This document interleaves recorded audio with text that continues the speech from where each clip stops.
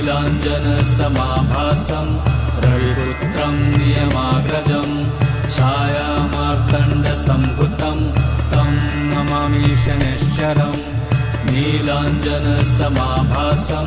रविपुत्रं नियमाग्रजं छायामार्तण्डसम्भुतं तं नमामि शनैश्चरम्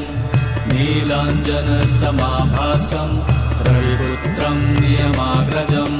छायामार्तण्डसम्भुतं तं नमामि शनैश्चरम् नीलाञ्जनसमाभासं रविपुत्रं नियमाग्रजं छायामार्तण्डसम्भुतं तं नमामि शनैश्चरम् नीलाञ्जनसमाभासं रविपुत्रं नियमाग्रजं छायामार्तण्डसम्भुतं तं नमामि शनैश्चरम्